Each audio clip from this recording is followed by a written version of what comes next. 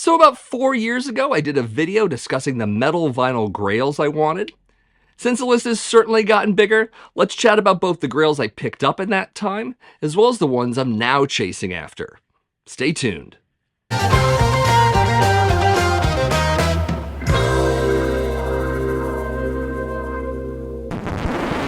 So before I get to the new list of vinyl grails I'm wanting to get, I thought some of you might like to know about the 2 albums I got from my old list, plus 1, I'll get to that later. Pretty psyched to have both of these on the format, so definitely let's show them.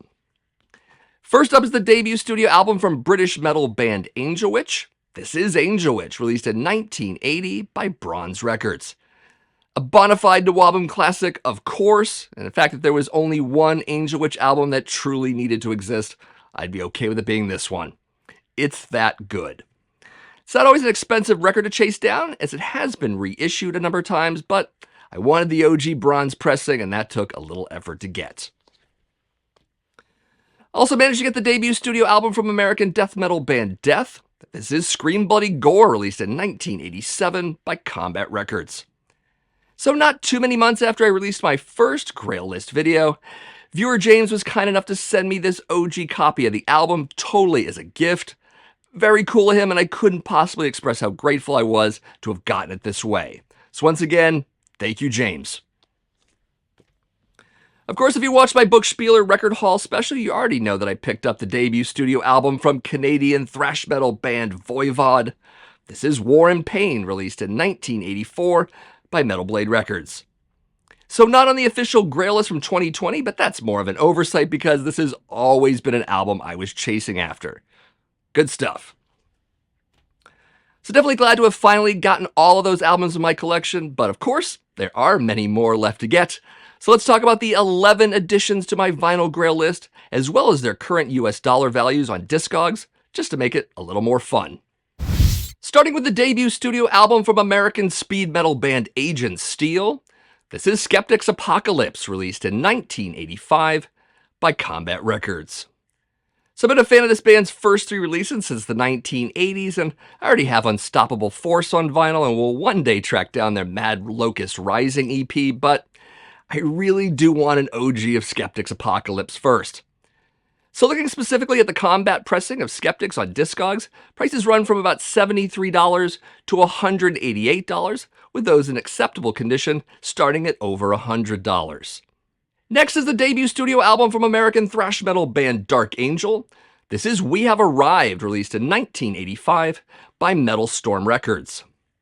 So this is specifically the OG press, previous to the French pressing on Axe Killer Records, which I also wouldn't mind having.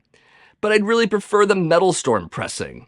Very familiar with the album, as I believe I taped it off someone soon after buying Darkness Descends when that album was new. So copies on Discogs are currently going for anywhere from $167 to a little over $1,500. Insane. Next up is the debut studio album from American death metal band Deicide. This is Deicide, released in 1990 by RC Records. So I've had this one on CD and cassette since it came out, but I'd like to have the vinyl as well. Anyways, this album only came out on vinyl through the European pressing on Roadrunner. Given that, current prices on Discogs range between $135 to about $640, which is to say that I should have bought it back in 1990 when I saw it in the import bin at my favorite record store back in Worcester, Massachusetts, such being Rocking Horse Records, which no longer exists, unfortunately. So this one's going to be tough to get at a decent price. Next is a bootleg of the 1986 demo from American death metal band Morbid Angel. This is Abominations of Desolation, released in 1991 by Satanic Records. So I know there is a commercial release of this from Earache that same year, and I've had that on CD since it was new. But I hear the mix is different, perhaps more raw on the very unofficial Satanic Records pressing, but I've heard that it's also cleaner than a lot of its counterparts out there. So yeah, I want this one. Anyway, since this is a well-known bootleg, or more accurately, a counterfeit, it is banned from being sold on Discogs, so this one's going to be a bit of a challenge to score. Next up is the debut studio album from American power thrash metal band Nasty Savage. This is Nasty Savage, released in 1985 by Metal Blade Records. So this is definitely one of those records I had as a kid, specifically on the vinyl format, but it got tossed in what I have termed the Great Purge of 1987, when my family tossed my records. That tragedy aside, I'd like to get this back in my collection. I already reacquired Indulgence and wouldn't mind getting Penetration Point as well, but that first record really needs to come back to me, specifically talking about that OG Metal Blade pressing. Discogs has it at $50 at the low end to up to $185 at the high end, so I think this one will be a bit more realistic to get. Next is the second studio album from American thrash metal band Nuclear Assault. This is Survive, released in 1988 by IRS Records. So got this on CD when it was new, but I want it on vinyl. I already have Brain Death, Game Over, and The Plague on vinyl, and I'll probably go after Handle with Care and Out of Order on the format one day, but Survive is likely my favorite Nuclear Assault album, so yeah, gotta have the vinyl. Anyways, the IRS pressing here in the US, specifically Discogs has it priced from $55 on the low end to $155 at the top. Even still, I want it. Next up is the debut studio album from American power metal band Omen. This is Battle Cry, released in 1984 by Metal Blade Records. So, I never owned this album, but I had it taped from a friend back in the 1980s. I do have Warning of Danger and The Curse on vinyl, but this first album is simply a classic. So, US pressing again obviously goes from anywhere from about $50 to over $300 on Discogs. I feel like I'll one day find this in the wild, but in case I don't, I might have to go the online route. Next is the second studio album from British death doom metal band Paradise Lost. This is Gothic, released in 1991 by Peaceville Records. So I've never owned a copy of this album, despite having it taped and then later downloaded, so it's time to have an OG vinyl copy of it. Probably my second favorite of the classic Paradise Lost era, the first being Shades of God, which I have on CD. So yeah, need Gothic.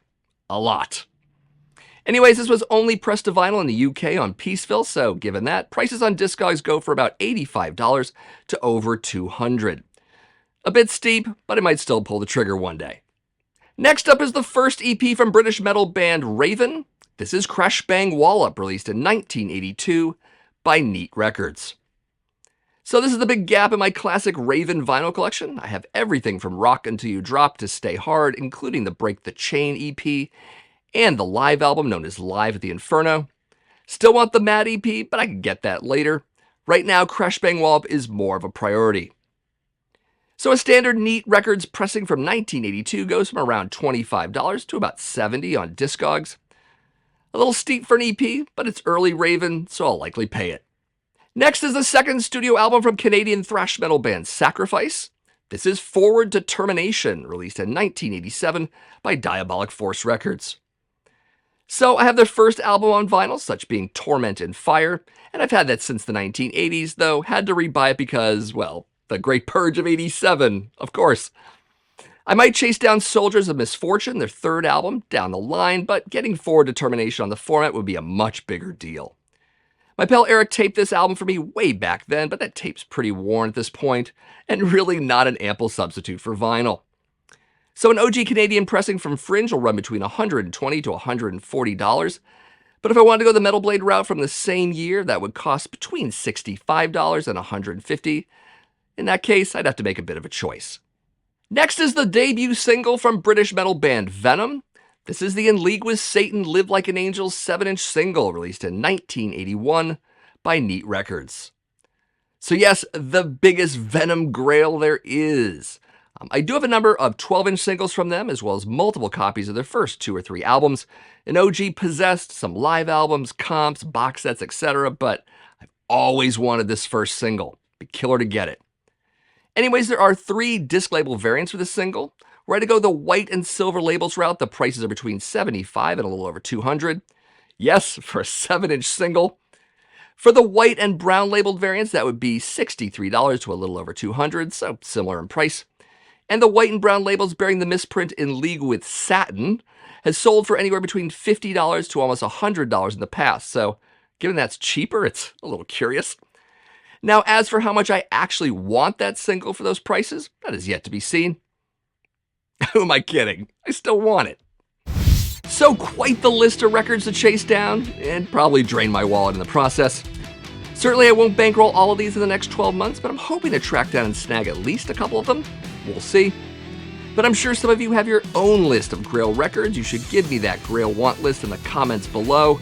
Also, let me know if you have some of the ones I'm looking for. Maybe you're well rated on Discogs and want to sell me some for a reasonable price. That'd be kind of cool.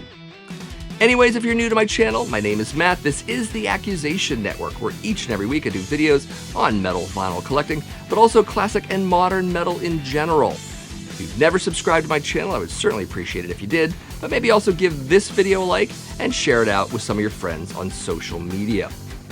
Of course, thank you as always for watching, and I'll see you in the next video.